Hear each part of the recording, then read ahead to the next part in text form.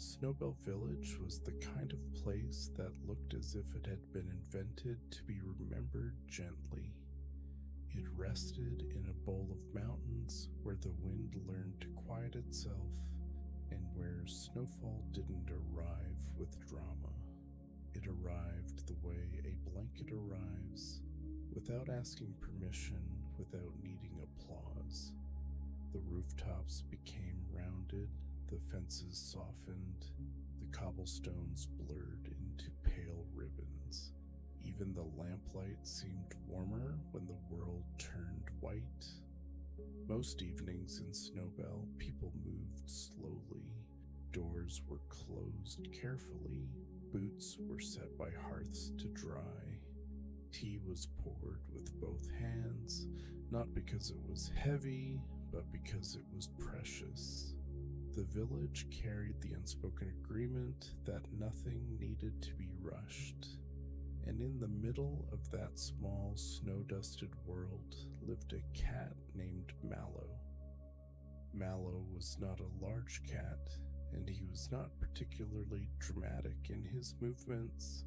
His fur was the color of toasted cream, with faint cinnamon stripes on his tail, and a small dot of darker fur near one ear, as if the night had kissed him there and forgotten to take it back.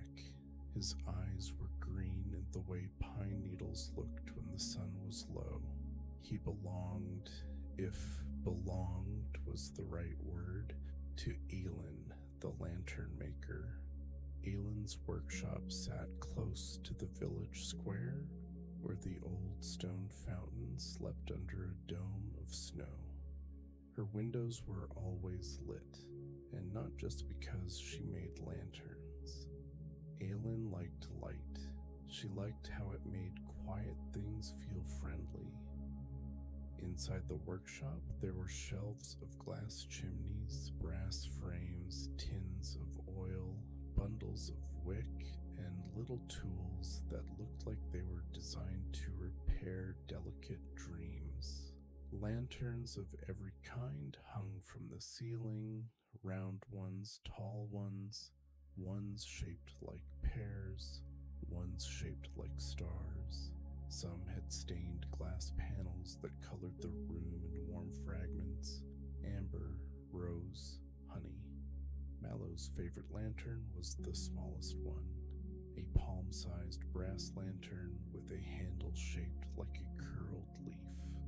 Aylin had made it as a joke, she claimed, a lantern for a cat, but she had still polished it carefully, and when it was lit, it glowed like a firefly trapped kindly in a tiny house. Mallow didn't carry it, of course. He simply liked to sit beneath it while it warmed the air around him. That evening, Snowbell was wrapped in fresh snow. The village had already settled into its sleepy rhythm. Shutters closed, smoke rising, footsteps fading. Aylin was at her work table, adjusting the wick in a lantern meant for the baker. Mallow was on his usual cushion near the stove, half asleep. The stove ticked softly as it cooled and warmed again, and the kettle on top made a tiny sighing sound as it kept water hot. Outside, the wind whispered against the window like it was asking permission to pass.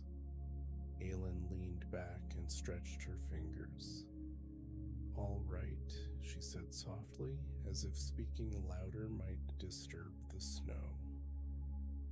"That's the last one for today." Mallow's ears flicked. He opened one eye.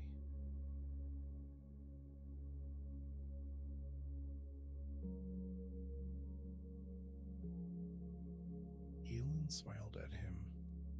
"You know what that means?" Mallow did know. It meant a short walk, not a long one, just enough to step outside, let the cold bite the edges of his whiskers, and then return to warmth. Elin believed that stepping into the night made the warm inside feel even safer. She took her coat from the hook and wrapped a scarf around her neck. Then she lifted the small brass lantern, Mallow's lantern, and lit it. Not because she needed it, but because it made the world look softer. Mallow rose, stretched his front paws forward slowly, and yawned in a way that made his whole face look like it was melting into comfort. "Come on, sleepy," Aelin murmured. "Just a loop around the fountain." Mallow followed her out. The cold air was clean. Snow underfoot made a muted sound, less crunch and more hush. The lantern in Elin's hand painted a circle of amber light onto the whiteness, and the rest of the world stayed dark blue and quiet beyond it. They passed the fountain, which wore a rounded cap of snow, and the old wooden bench, which looked like it had been folded into the winter. A few windows still glowed in the distance, but most were dark now. Snowbell Village was going to sleep, and that's when Mallow noticed something strange. At first, it was only a small detail, the kind your mind might ignore, a faint, thin line in the snow that shouldn't have been there. A trail, light and delicate, like the track of something small moving quickly. Mallow paused, his nose lowered. He sniffed. The trail smelled like, not much, just cold, just outside. But there was also the faintest hint of oil, the kind Aelin used in her lanterns. Aelin hadn't noticed yet. She was admiring how the lantern light turned falling snow into slow golden sparks. Mallow gave a small sound, not a meow exactly, but a soft questioning chirp. Aelin stopped. Mallow took 2 careful steps toward the trail and looked back at her. Aelin leaned closer. "Oh, footprints," she said, though they didn't look like human footprints. They were too small, too close together, as if made by something that scampered rather than walked. Mallow's tail flicked once. Aelin frowned. "That's odd at this hour?" The village didn't have many night visitors, not in winter.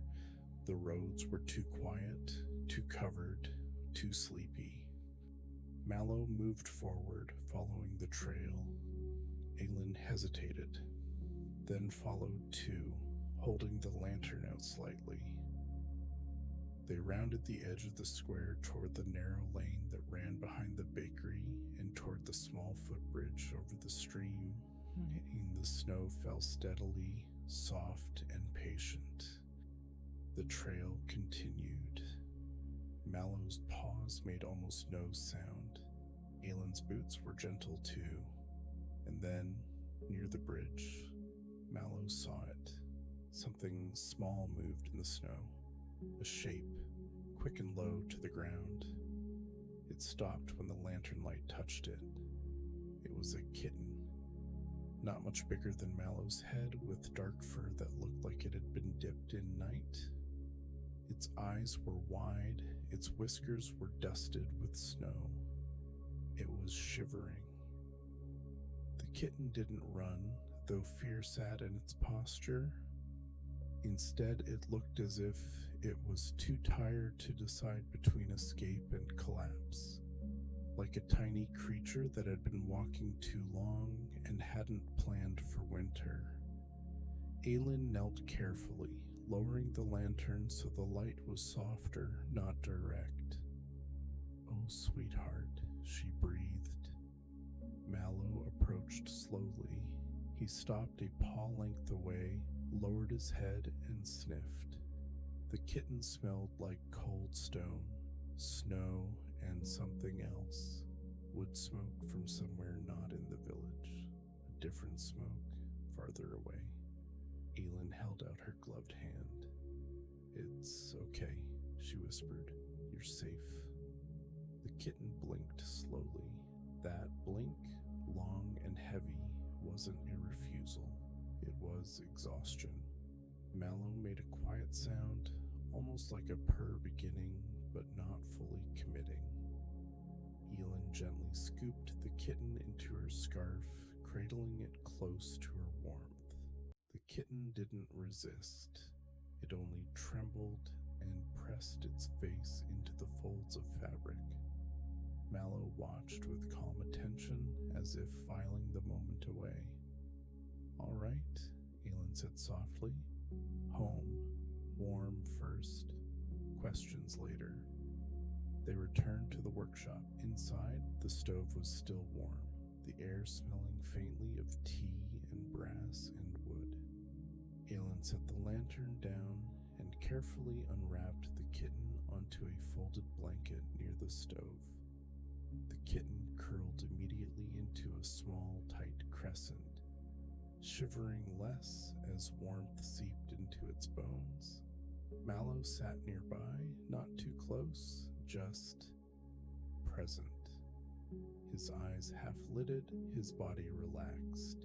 Aelin brought a shallow dish of warm milk, mostly water with a little milk because she knew too much milk could upset a tiny stomach. The kitten lifted its head, sniffed, and drank slowly, as if each sip was a decision. Then, as if the world had been holding its breath, the kitten sighed and fell asleep mid-swallow, its face still close to the dish. Elin smiled the kind of smile that doesn't need anyone to see it. She looked at Mallow. "We have a guest." Mallow blinked slowly, as if approving. Elin sat back on her stool and watched the kitten for a few minutes, making sure its breathing stayed steady. Snowbell's clock tower chimed once, soft and far away, marking the hour, and then Elin noticed something else. On the kitten's collar, thin, worn leather, was a tiny metal tag, not engraved with a name, but stamped with a simple symbol, a lantern. Elin's fingers stilled. "A lantern tag," she murmured. She lifted the tag gently and turned it in the light. The lantern symbol wasn't her design. It was older, simpler, like something from the mountain villages beyond Snowbell. Mallow's ears angled forward. Aelin felt a quiet tightening in her chest, not fear exactly, but recognition. "That symbol," she whispered. "I've seen it before." Years ago, when she was younger, Aelin had traveled once beyond Snowbell to a higher village called Hearthstone Ridge, where lantern makers used a different kind of oil, thicker, darker, and carved their lantern frames from pine instead of brass. Their lantern light was slightly different too, softer at the edges, as if it had learned to be humble. Hearthstone Ridge had been kind but distant. Winter made them cautious, and that lantern symbol, yes, it belonged to them. Aelin looked at the sleeping kitten again. "What are you doing all the way down here, little one?" Mallow stood and padded closer. He sniffed the tag once, then the kitten's ear, then looked at Elin with an expression that suggested, "We should find out." Elin nodded slowly. She was not a person who ignored mysteries that arrived in her scarf, but she was also not a person who rushed into the night without tea. So she did what Snowbell people did. She prepared gently. She put another log in the stove. She poured herself a cup of tea. She set a small bowl of food beside the kitten. Then she wrote a note for the baker, because tomorrow's lantern still needed delivering, and all the while the kitten slept, warming into the world. Mallow slept too, eventually, curled on his cushion as if nothing unusual had happened, but his tail flicked once or twice like a clock hand moving in dream time. Morning came slowly, because winter mornings always did. Snowbell woke in soft layers. First the pale gray light, then the first smoke from chimneys, then the distant clink of a baker's tray. Aelin fed the kitten again. It ate more this time, small bites, then a pause, then more, as if checking whether food was real. Mallow watched without jealousy, as if accepting that the world was large enough for 2 bowls. When the kitten finished, it looked up at Aelin and, very quietly, meowed. It was a small voice, a thin voice. Aelin smiled. "Hello," she said. "I'm Aelin. This is Mallow." Mallow blinked. The kitten looked at Mallow, ears forward, then gave the tiniest purr. It was the purr of someone who didn't fully trust happiness yet, but wanted to try it. Aelin touched the collar again. "And you're from Hearthstone Ridge, aren't you?" The kitten's ears twitched. It didn't understand words, but it understood tone. It meowed again, a little louder, then trotted toward the door as if drawn by an invisible thread. Aelin followed it to the window. The kitten stood with front paws on the sill and stared at the mountains. Mallow joined them. Outside, the mountains sat heavy with snow. A narrow trail led upward, disappearing into white haze. Aelin exhaled softly. "All right," she said. "I think you're trying to tell me something." Mallow's tail lifted steady and calm. Aelin made the decision the way you choose a warm blanket, slowly but fully. "We'll go," she said. Not rushing, just going. She packed a small satchel with bread, cheese, extra oil, spare wick, and a folded wool scarf. She took her brass lantern and, after thinking, also took one of her newest lanterns, a tall one with amber glass panels. If someone had sent a kitten down the mountain, maybe it meant light was needed. Mallow slipped into his coat. Aelin had, years ago, made him a little insulated wrap for cold walks. It wasn't fancy, but it did the job. The kitten, who Aelin decided to call Cole for its dark fur, trotted between their feet, tail high, as if it had been waiting for this. They left Snowbell late morning when the sun was weak but present. The village watched them in its quiet way. A curtain moved slightly, a baker nodded, an old woman feeding birds lifted her hand. No one stopped Aelin. Snowbell trusted Aelin with light. The trail up the mountain was narrow and softened by snow. Cole moved confidently, as if reading maps written in scent. Mallow followed with a calm patience, stepping carefully where the snow was deeper. Aelin walked behind them, lantern unlit for now, because daylight was enough and she wanted to save oil. The higher they climbed, the quieter the world became. Trees stood tall and heavy with snow, their branches drooping like sleepy shoulders. The air grew sharper, but also cleaner, as if each breath was freshly made. Cole occasionally looked back to make sure they were still there. Mallow never looked back. He simply moved forward, steady.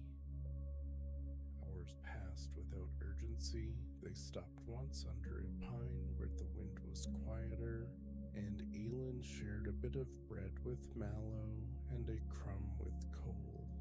Cole sniffed it, then ate, then promptly sat down, as if that was all it needed. After another stretch of walking, they reached a place where the trail crossed a frozen stream. The ice was thick, but it made a faint singing sound when the wind passed. Aelin stepped carefully, feeling the cold rise through her boots. Cole crossed like it had done it 100 times. Mallow crossed like he was politely pretending not to notice the cold. On the other side, the trail steepened. Aelin's breath made small clouds. Her scarf covered her mouth. She felt warm enough from walking, but she knew winter could change its mind quickly. And then, near late afternoon, through the trees, she saw something. A higher ridge, and beyond it, smoke rising. Hearthstone Ridge. It was smaller than Snowbell, built tighter against the mountain as if huddling. Its houses were darker wood, their roofs steeper, their windows fewer. The village looked older, less decorative, more practical. Cole trotted forward faster now. Mallow followed. Aelin felt something in her chest ease. The kitten had not wandered randomly. It had been sent. At the edge of Hearthstone Ridge, a figure appeared. A tall man, wrapped in a thick coat, stood near a wooden post where a lantern hung unlit. His hair was gray, and his face was tired. When he saw Cole, his shoulders dropped with relief so visible it was almost a sound. Cole, he breathed. Cole ran to him, meowing. The man crouched and lifted the kitten gently, pressing his forehead against Cole's head. Then he looked up at Aelin and Mallow. His eyes went to the lantern in Aelin's hand, then to the new lantern she carried. "You came," he said, voice quiet and rough. Aelin nodded. "He found me." The man stood slowly. "Thank you." He didn't smile much, but gratitude warmed his words anyway. "I'm Rowan," he said. "Lantern Keeper here." Aelin recognized the title. Hearthstone Ridge didn't call them lantern makers, they called them lantern keepers. "I'm Aelin, from Snowbell." Rowan nodded once. "I know of you." Aelin's brows lifted slightly. Rowan turned and gestured. "Come inside. The wind will change soon." Aelin followed him through the village. People peeked from doorways, not unfriendly, just cautious. A woman with a shawl watched them pass, her hands tucked under her arms. A child looked at Mallow and giggled silently. Rowan led them into a workshop that smelled different than Aelin's, more pine, less brass, more smoke, less tea. Lanterns hung here too, but they were made of wood and iron, their glass thicker. Cole jumped down and trotted around, as if proudly showing Aelin the place. Mallow sat near the hearth, instantly claiming the warmest spot as his rightful reward. Rowan poured hot water into a mug and handed it to Aelin. "We don't have tea leaves left," he said, almost apologetic. "But the warmth helps." Aelin held the mug with both hands. "What happened?" she asked softly. Rowan's jaw tightened. He looked at the unlit lantern by the door. "Our lanterns are failing," he said. Aelin blinked. "Failing?" Rowan nodded. "The oil we use, it's been freezing, thickening, the wicks clog, the flame goes weak. We've tried different blends, different wicks. For weeks now, our nights have been darker." Aelin felt the weight of that statement. In a mountain village, darkness wasn't just inconvenience. Darkness was danger. Rowan continued. "We sent Cole down the mountain with the tag. He moves fast. He can find paths humans can't in deep snow. And he always comes back. Cole meowed, as if agreeing. We hoped, Rowan said, that someone in Snowbell might know a solution. Someone who understands warmer flame, cleaner burn. Aelin looked down at her hands. You sent a kitten alone. Rowan's eyes softened slightly. We didn't want to, but if we sent a person, they might not return. Cole has a way, and he has Mallow's kind of sense, I think. Cats know routes the mind forgets. Mallow, hearing his name, opened one eye lazily and then closed it again. Aelin set her mug down. Show me the oil, she said. Rowan moved to a shelf and pulled down a tin. He opened it. Inside was oil, dark and thick like honey left in the cold. Aelin dipped a small tool in and lifted it. It moved slowly. This is your blend, Rowan said. Pine resin, animal fat, a bit of mineral oil. It burns long, but it's stubborn. Aelin nodded. In Snowbell we use a thinner oil, she said. Cleaner, but it burns faster. Rowan watched her carefully. Can you help? Aelin looked at the lantern she'd brought. Amber glass, brass frame. She thought of Snowbell's gentle warmth and Hearthstone's cautious darkness. She thought of Cole's tiny paws in the snow. Yes, she said simply. We'll try. The rest of the evening became a slow, careful experiment.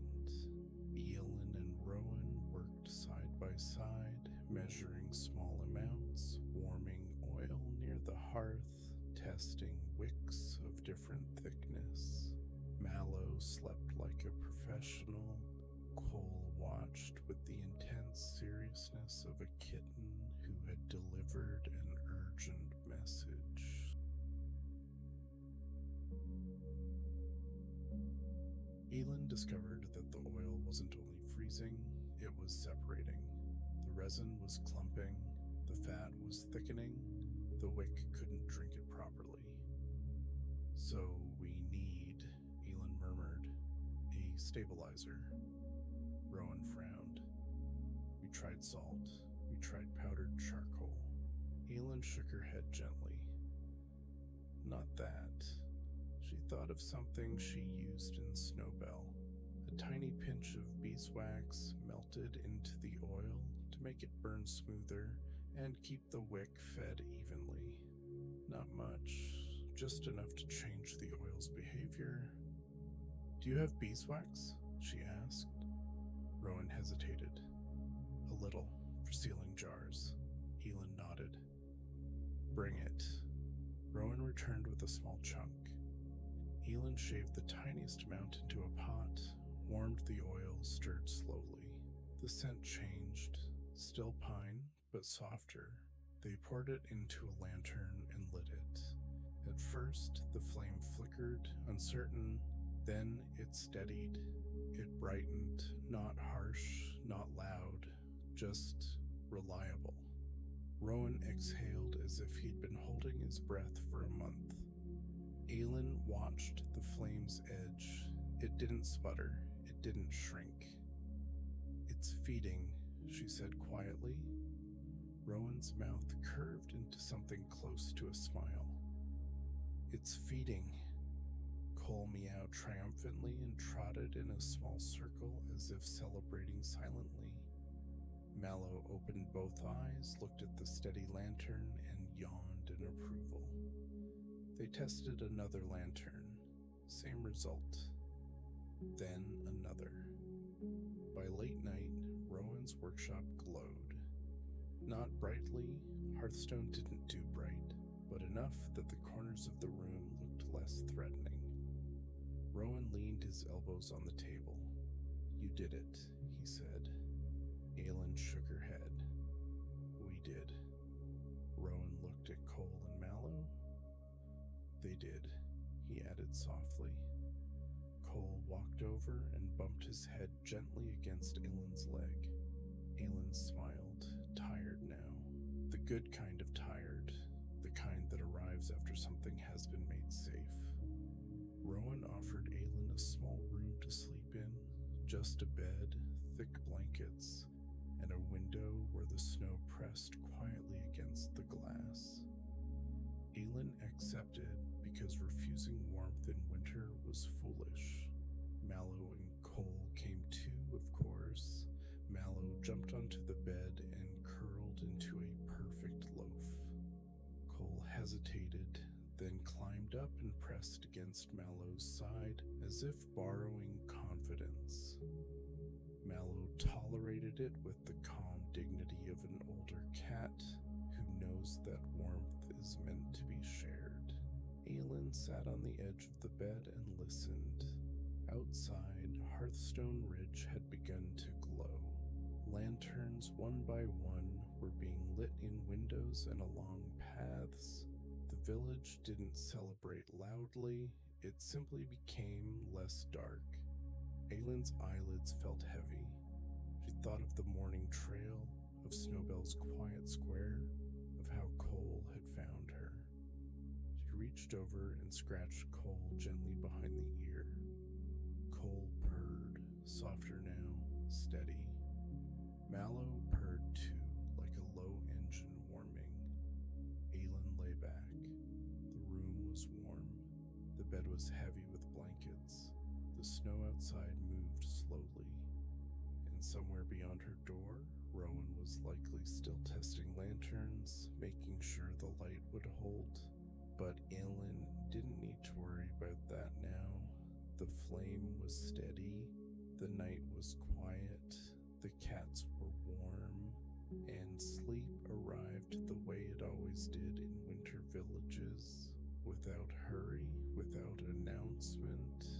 Simply folding itself over everything until nothing needed to be carried for a while.